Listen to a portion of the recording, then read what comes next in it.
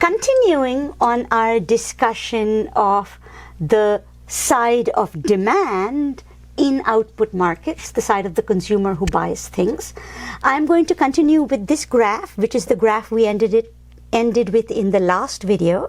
It's the one you just saw, the market for milk.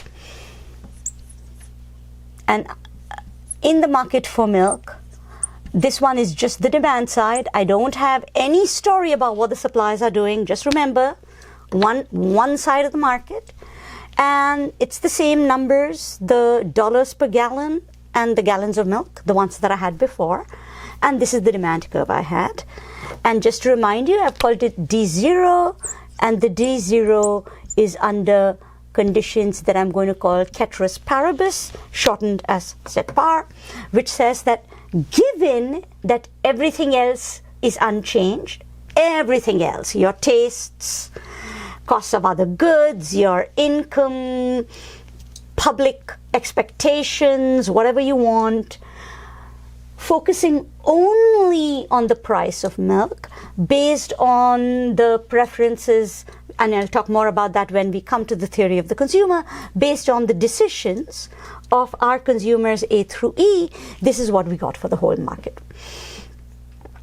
Now, because this was derived under ceteris paribus conditions, the first thing we're going to do is we're going to not only think of the law of demand, which is that the demand curve slopes downward, but we are going to make a distinction between two items. The first item is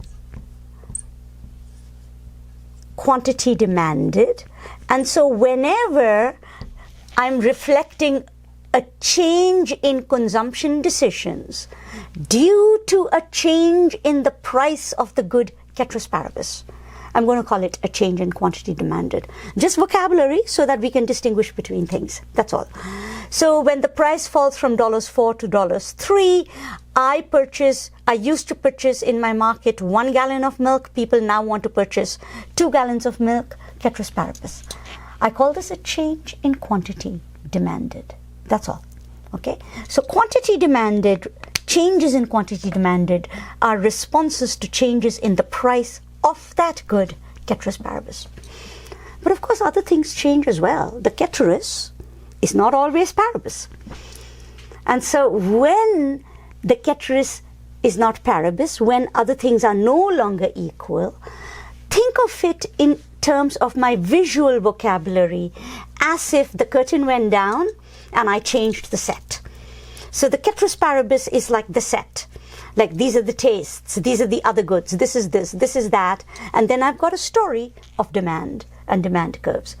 But when the ceteris changes, I have to draw the curtain down, I have to reset the stage, and then I have to go through this process of generating your demand curve again. And I will do it, and I'll get a brand new demand curve. And I can show that as a shift in the demand curve, or a change in demand. Not in quantity demanded, but just in demand. So when I talk about a change in demand, I mean the entire curve has changed because I've reset the set and I'm going through this process all over again at each price. Right? So I'm going to give you one example. I'll actually give you 2-3 examples and then you can see how it works. So let us say that something changed. Let us say that you heard that dairy is not actually that good for you. There was a study that came out that said, did you know that people who drink soy milk or almond milk or coconut milk live longer than people who just drink dairy? Dairy is not that good for you. And you read that study, lots of people read that study, and they're like, oh my God, are you still drinking milk? I drink soy milk. Right? So what that means is at each price, so if that happens, maybe A heard this, and instead of buying 1 gallon of milk, A says, I'm not buying that gallon of milk, man. Yeah. And so at each price, people are buying less milk than they did before.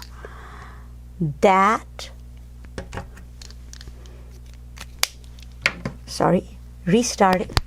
At each price, people are buying less milk than they did before. That is an inward shift. Listen to my vocabulary. At each price, they're buying less. So at $1, where they used to buy 8, now they're only buying 5. At $2, where they used to buy 5, they're only buying 2. At $3, where they used to buy 2, they're only buying 1. At $4, where they used to buy 1, now they're buying nothing at all. All right? At each price, they are now buying less. New ceteris paribus. I'm going to call this D1. Right. So a change in tastes or preferences resulted in a shift of the demand curve. Change in demand. I notice how my arrows go. This is not an upward or downward shift because my axes are flipped inward or outward. Okay? So this is an inward shift in demand, and this really matters because if you think of it as more or less as up or down, you will get confused. You need to think of less as inward and more as outward because remember, my axes are flipped. So visually, because of the flipped axis, you want your brain to stop thinking up and down as more or less. You want your brain to start thinking in or out as more or less. So an inward or leftward shift, the way it's shown in my arrows, reflects a decrease in demand. If, on the other hand, let us say something else changed. Let's say you became richer. You became richer, and there's parts of the world where it's actually quite difficult to access good dairy. And now that you are richer, you can buy good cow milk. You don't have to. So this is actually a true story. When I was growing up, I didn't know it wasn't normal for people to add water to milk. I thought that's what everybody did in the world. That's how you cooked milk. Because we were poor, and this is the way my mom used to make the milk last for all us children. When the milk came, she would add a cup of milk to a quarter cup of water, and then she would boil it. And I just thought that's what everybody in the world did. And when I came to the US, I realized, my God, no. People actually just drink milk without making it less watery. And so, yeah, I mean, there is actually parts of the world where you have to make the milk do. You don't buy that much milk. But if you become richer, as I did, you buy more milk. And so let's say that people became richer, and at each price, it's like, oh, Professor Charu, it turns out people don't actually add water to the milk. They just buy more milk. And there you go. That's an outward shift. So I'm going to call this D2. So different changes in the ceteris paribus reflect changes in demand with inward or outward shifts.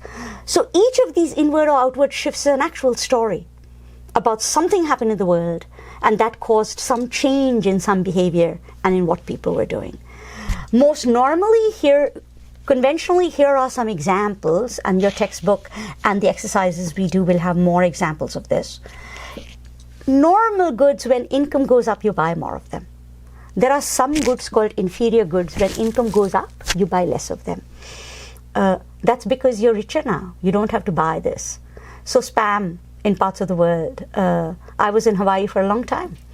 And Spam is now regular food, but Spam is something we use that people in Hawaii got as military surplus. It's now part of their diet, but it's also for large parts of the world poor people's food. You become richer, you buy more high protein meats. You don't buy that much. So there are some goods which are called inferior goods, and the inferior goods, when your income goes up, you actually buy less of it. But most things, when your income goes up, you buy more of it. Right? Complements. Some goods go together, bread and butter. If you buy more butter, that if butter becomes cheaper and you buy more butter, the chances are you're also buying more bread. flour and eggs, things like that. Some goods are substitutes. I already gave you an example, soy milk versus cow milk, right? Things that you substitute for each other. If substitutes, one becomes cheaper, you buy the cheaper one, you buy less of the more expensive one. Complements, you buy them together. So just depending on whether you're thinking about complements and substitutes, whether you're thinking of inferior or normal goods, your reflection of what's going to happen changes. One thing that's not huge in every element, but which is actually quite major in a few markets, especially when we finally come to financial markets, stock and bond markets. One thing for some goods that matters is actually expectations. So tastes can change, prices of other goods can change, income can change, and expectations of the future can change. And in very specific markets, expectations in the future can really change your behavior. Think about housing. If you think housing prices are going to go down, expectations of the future, you're going to wait. You're not going to buy right now. You're going to cut back on buying stuff until the prices go down. But if you think the prices are going to go up, you're going to buy now. Right? So there's all kinds of things inside that ceteris paribus. So don't take this as unimportant. What's happening here is actually quite important for your story. But just separating out the effects of the prices of goods and the effects of other things helps me clarify my story. So if you think of The Economist as a visual storyteller, the shape of this curve matters, downward sloping. The shifts of this curve matter. And finally, the shallowness or steepness of this curve matter. And this is what we call elasticity.